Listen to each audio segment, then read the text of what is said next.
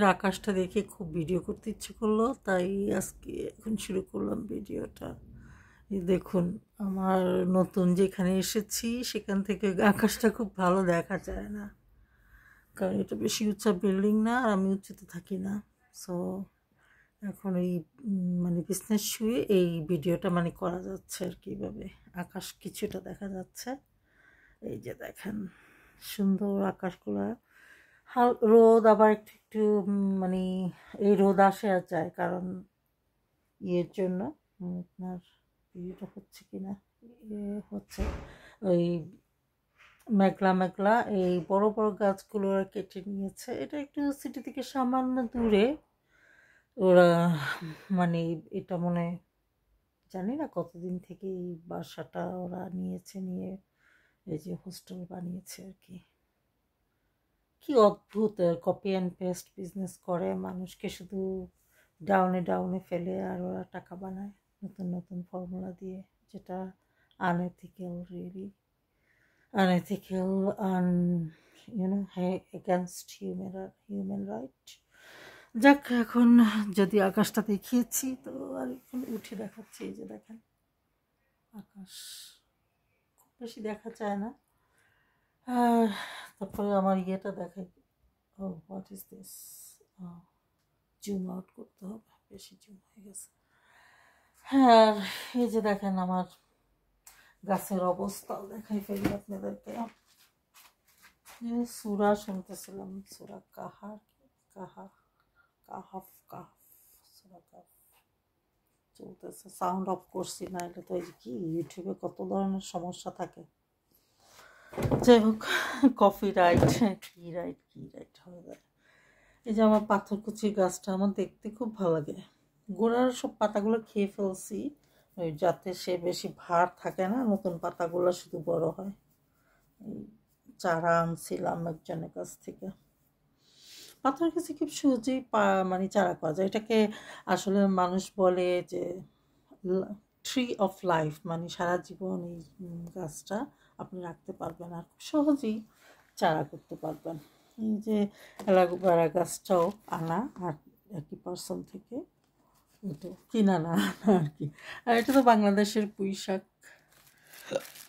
পুঁই শাকটাও মাশাআল্লাহ মানে ঘরের ভিতরে ভালোই হয়, খারাপ না, 1-2 বছর তো থাকে। যে কাঁঠাল গাছের অবস্থা, আমার বড় বড় কাঁঠাল গাছগুলো তো আগের ভিডিওগুলো দেখলে দেখতে পারবেন যে আমার বাসার প্রবলেমের কারণে অনেক গাছ আমি লস্ট করছি। এইটা কিনছি হোস্টেল আসার পরে, এই যে অ্যালোভেরা গাছটা, এটা হলো গিফটেড, মানে পাইছি। যাই হোক, এই অ্যাভোকাডো গাছগুলো কিন্তু খুব সহজেই উঠে, কিন্তু পরে আবার কিরকম যেন হয়ে যায়। এই যে ড্রাগন গাছটা দেখেন, ওইখানে আবার কি কি টাইনঅ্যাপেল গাছ আছে। এই প্যাক করতে করতে আমি শেষ, সেগুলো খালি প্যাক করেই রাখি। তারপরে এই যে দেখেন, এটা পেন্সিল ক্যাকটাস, এই যে আরেকটা অ্যালোভেরা। তারপরে ওই যে আমার আদরের ক্যাকটাস দেখেন পিলারে, এই যে। তারপরে এই যে জাম গাছ, এটা জাম গাছও খারাপ না, মাশাআল্লাহ টিকে আছে। ওইখানে আছে কিছু লিচু গাছের চারা। আসলে এগুলোকে হাউস প্লান্ট হিসেবে করতেছি, মানে ভালো লাগে একটু সবুজ, সাদার মাঝে সবুজ, মানে ওয়ালটা তো সাদা, এখানে সবুজ থাকলে ভালো লাগে।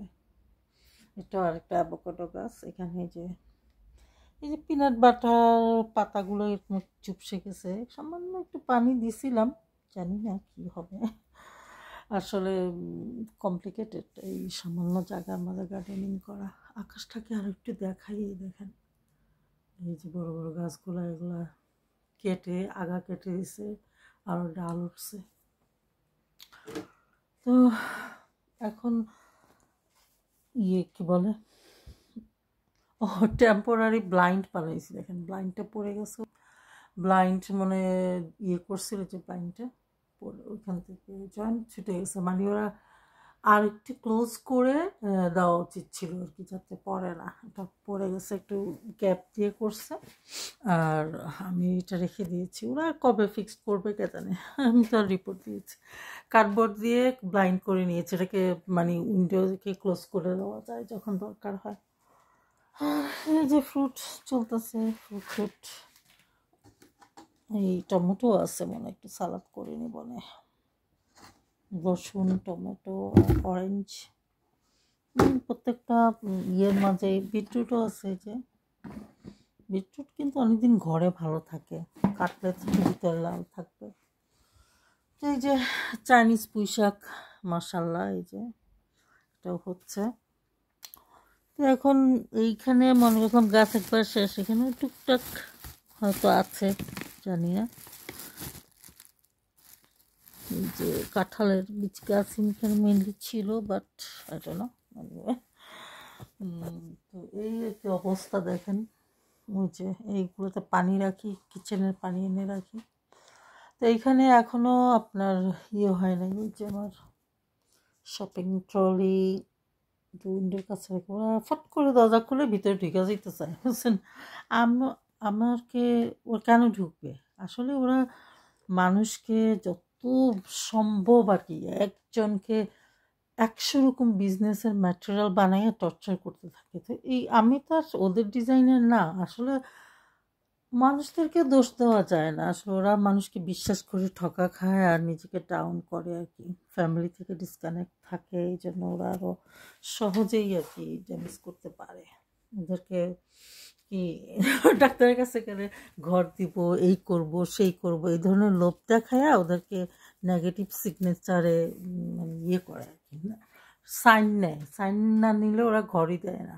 মানে আপনাকে ওরা আরও বেশি বিজনেস ম্যাটেরিয়াল বানিয়ে মানে মনে করে ওরা আল্লাহ হয়ে গেছে আর কি, এই ধরনের বিহেভিয়ার করে। কাস্টমার সার্ভিস কী জিনিস ওরা তো আর বুঝে নাই, কারণ ওরা খুব বেশি কাস্টমার পাচ্ছে, কারণ খুব বেশি মানুষ কিন্তু ঘর কম, এটাই কি ওদের বাহাদুরি। কিন্তু এই সমস্যাটা তো অবশ্যই সমাধান করা যায়। যদিও আমি আসলে যারা মানি মনস্টার আমি বলি, ওরা তো ইচ্ছে করেই সমস্যাটা রেখে দেয় আর কি। আপনি অনেক ধরনের চেষ্টা আমি করে যাচ্ছি যে সমস্যাগুলোর সমাধান করব, আসলে এখনও ক্লু পাই নাই, চেষ্টা চলতেছে আর কি। কীভাবে আমি মানে সমস্যাগুলো সমাধান করব। তো যাই হোক, চেষ্টা তো আমাদেরকে করতে হবে, সফল হই আর না হই এটাই হচ্ছে বড় কথা। মানুষ যেমন ব্যায়াম করে আপনার শরীরে মাসুল বানায়, দেখতে সুন্দর লাগে, সেরকম আপনি যতটা সৎভাবে চেষ্টা করে যাবেন, আপনি সফল হন আর না হন, কিন্তু আপনার একটা অভিজ্ঞতা হবে, একটা মানে কিছু মানে ব্রেইনের এক্সারসাইজ হবে, ব্রেইনে মাসুল ক্রিয়েট হবে, এটা হচ্ছে বড় কথা আর কি। তো সেভাবেই আমি কাজ করে যাই। সবভাবে চেষ্টা করতে গেলে অনেক চেষ্টা করতে হয়, আর এই হার্ড ট্রাইটাকেই আপনার ব্রেন মাসুল ক্রিয়েট হয়ে যায়। যারা আসলে মানুষকে বিশ্বাস করে বারবার ঠকা খেয়ার চেষ্টা করে না, তারা শুধু ড্যামেজই হয়। এটাই আমার মানে যতটুকু গবেষণা আমি করেছি এটাই পেয়েছি আর কি।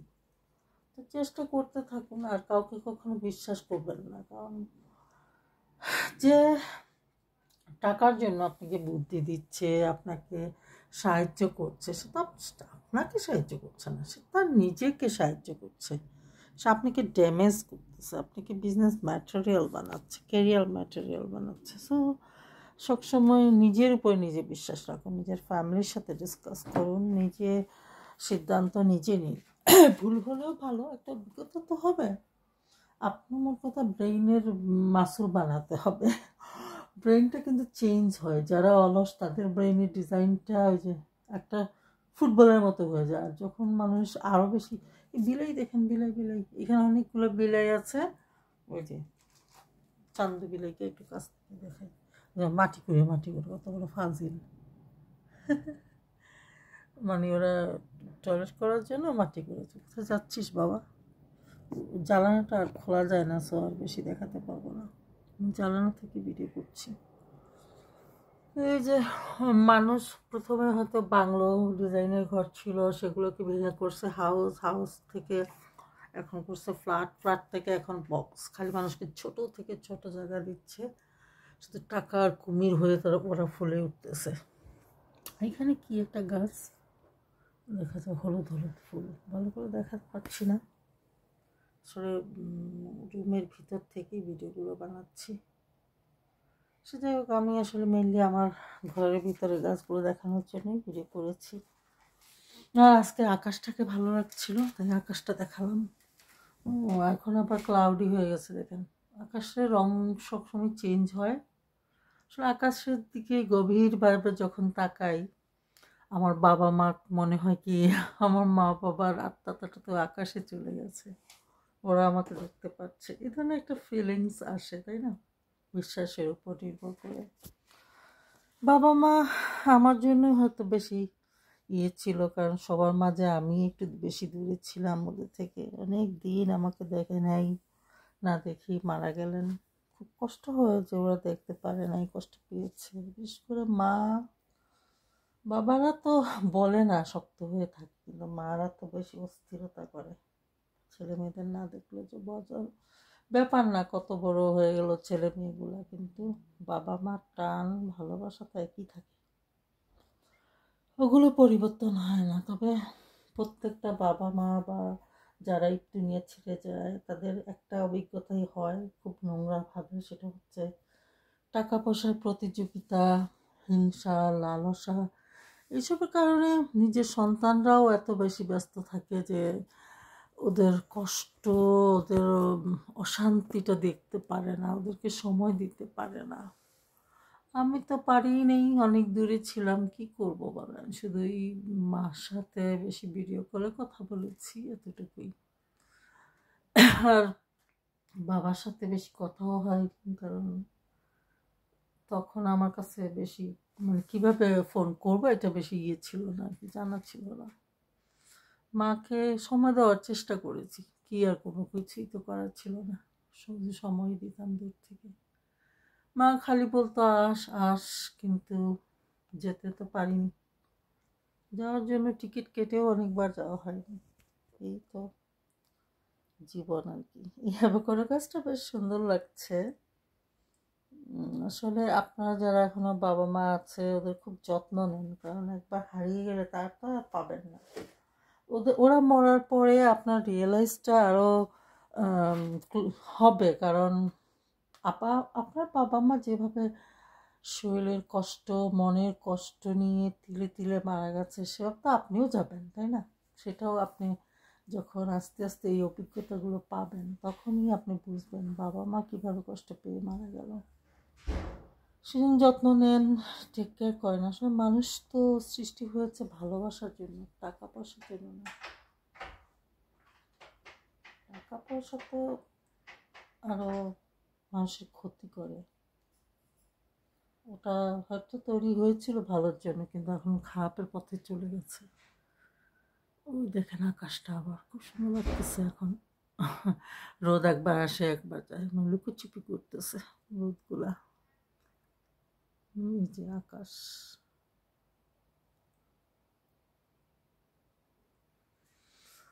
বাবা মা কত কষ্ট করে ছেলেমেয়েদের পালে, কিন্তু সেই ছেলেমেয়েগুলাই দূরে সরে যায়। অস্থিরতা, অশান্তি, পৃথিবীর শান্তি নেই আসলে। ব্যাক টু নেচার, মানে আমি সেটাই বিশ্বাস করি।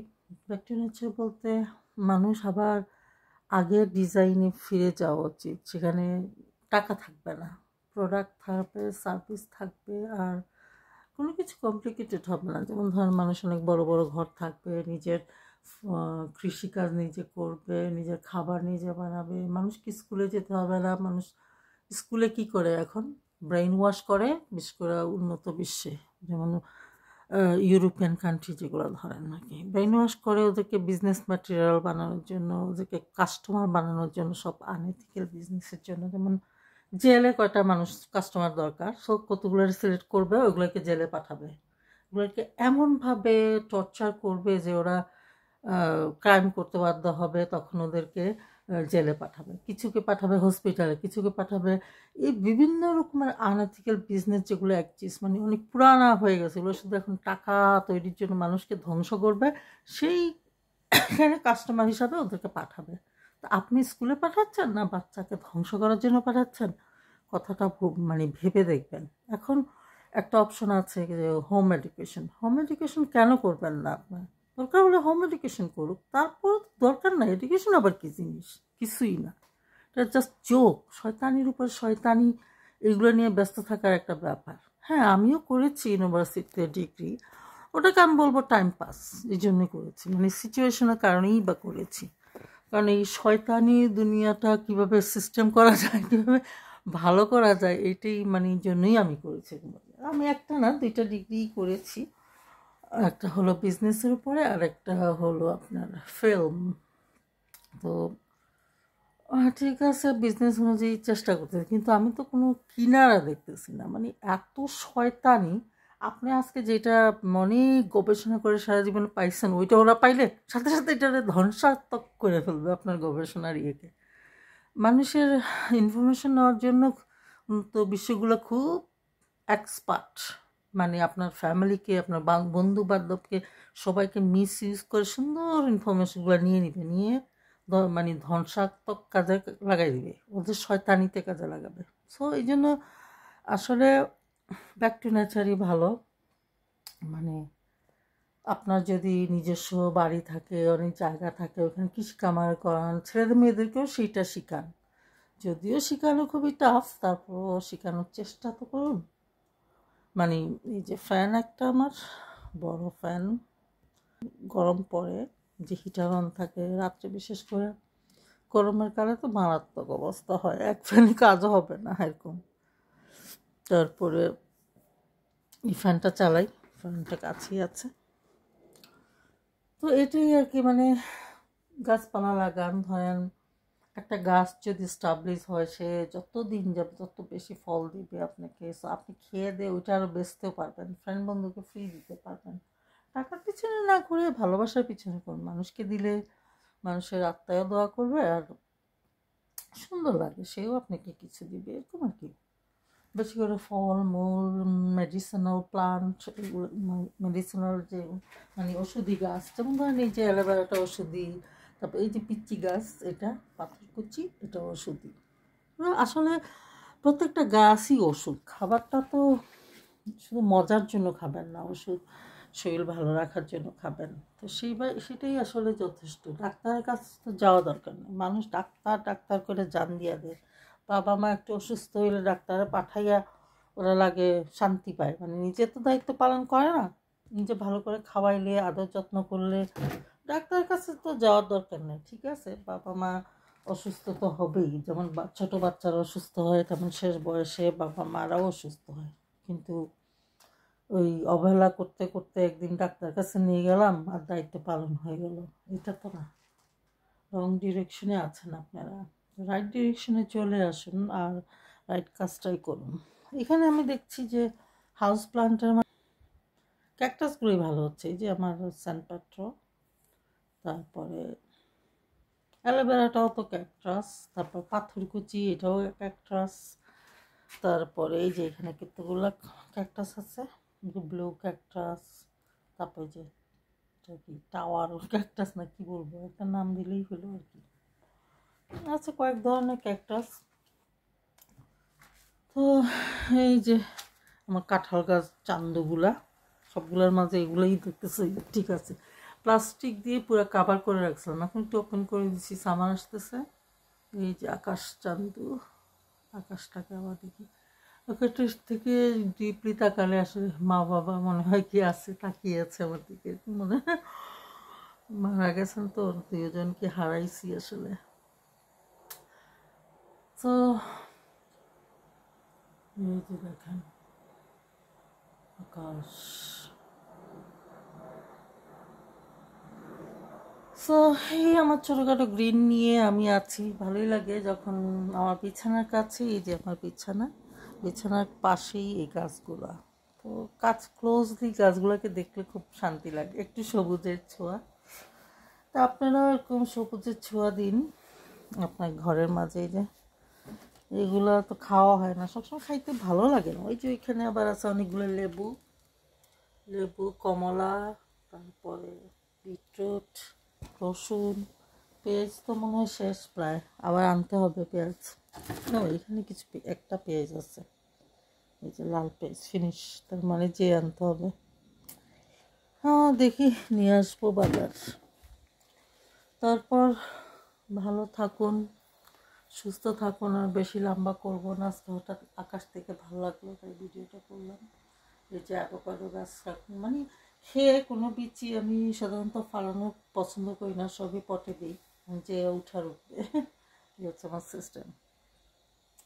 ভালো থাকুন, ভালো রাখুন, ভালোবাসুন আপনার বাবা মাকে, ওদের যত্ন করুন, কারণ যতটাই করবেন তারপরও এটা আসলে যথেষ্ট না।